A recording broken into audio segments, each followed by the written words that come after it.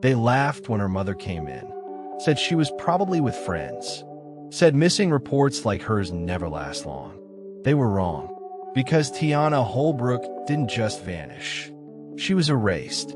And for the people who buried the truth, sleep hasn't come easy since. Atlanta, Georgia, 2004. Summer heat so thick it sticks to the walls. 26-year-old Tiana Holbrook was on her way home from her job at a nursing center. She clocked out at 7:42 p.m. Surveillance caught her walking toward the bus stop on Carter Avenue. Then she disappeared. No struggle, no scream, just a woman swallowed by the night. By midnight, her mother Denise knew something was wrong. Tiana never stayed out late, never ignored calls. When she called the precinct, the desk sergeant sighed. Maybe she needed a break, he said. People disappear all the time.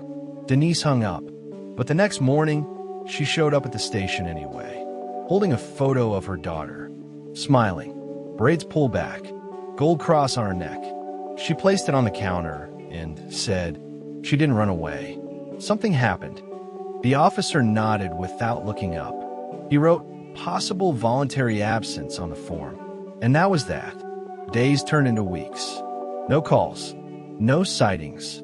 The police barely moved. When Denise called for updates, they said the same thing. We'll let you know. But they never did. She printed flyers, posted them herself.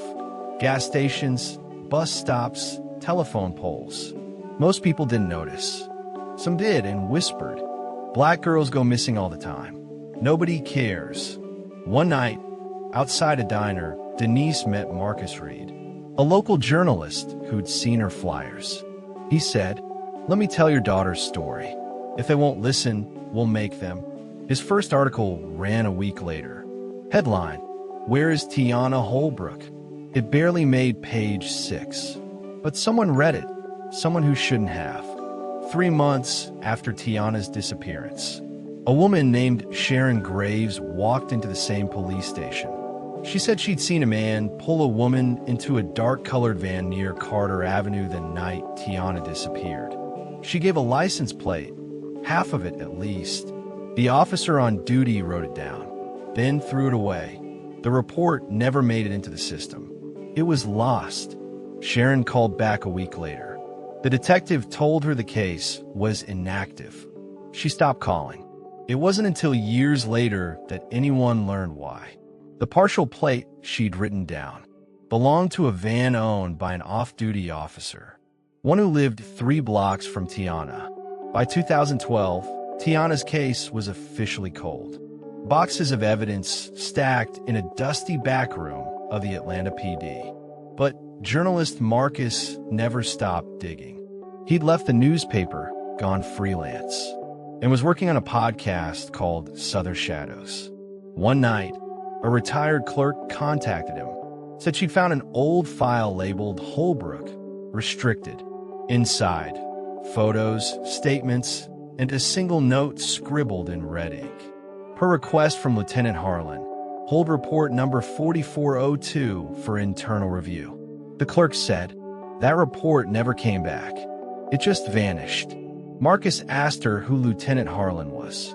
She said quietly, "He's dead. Heart attack, 2009. Took a lot of secrets with him." But one document remained, a copy of that missing witness report from Sharon Graves. The van, the half license plate, and one more line circled in pencil. Sticker on back window, Blue Ridge Gun Club. Marcus looked up the club. It was closed, but its member list was public record. And there, near the bottom, Officer Daniel Reese. Daniel Reese had retired in 2010. 25 years on the force.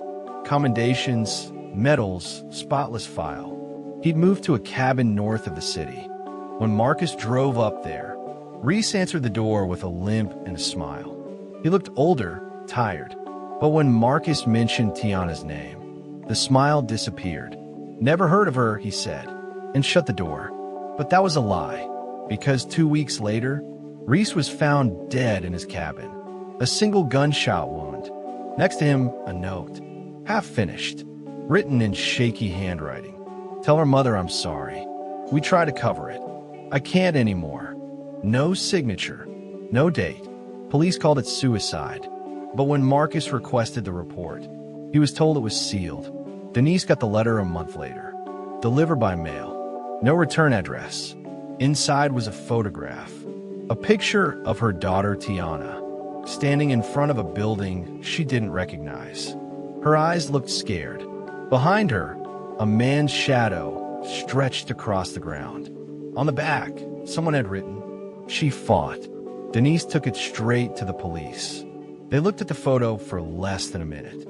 One detective said, "This could be fake." Denise asked for the picture back. They said it had to stay for evidence. She never saw it again. By 2020, Marcus's podcast episode on Tiana had gone viral. Millions of downloads. Hundreds of calls from people who said they remembered something.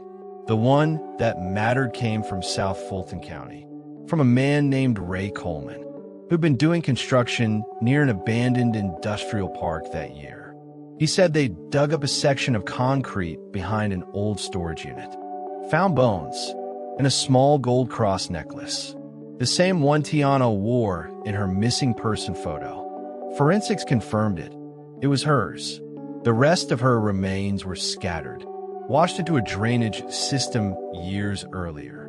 But now it was official. The missing woman from 2004 was no longer missing.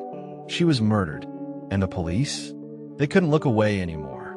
A task force reopened the Holbrook case in 2021. Dozens of old files re-examined. Every officer from that precinct interviewed. What they found shocked even the new chief. In 2004, Officer Daniel Reese and two partners had responded to a domestic call near Carter Avenue, less than 2 blocks from where Tiana vanished. They left the scene at 7:30 p.m., 12 minutes before she was last seen. One of those partners, Sergeant Paul Mendez, was still alive, still living in Georgia, still drawing a pension. When investigators confronted him, he didn't deny knowing her. She came to the station once, he said, filed a complaint about harassment, said a cop was following her home. Which cop? They asked. He paused. Reese. Then he said something else, quietly, almost like a confession. She wasn't supposed to die. The deeper they dug, the uglier it got. Internal memos showed that Tiana had reported Officer Reese twice in 2003. He'd pulled her over repeatedly, called her sweetheart, asked personal questions. When she complained, her report never reached internal affairs because Lieutenant Harlan, Reese's commanding officer, had tossed it, said she was overreacting. The night she disappeared, Reese was off duty but driving a department van, the same van described by witness Sharon Graves. When the heat started closing in, Harlan ordered the report destroyed and labeled the case voluntary absence. For 16 years, the department protected its own, and every officer who helped bury the file got promoted.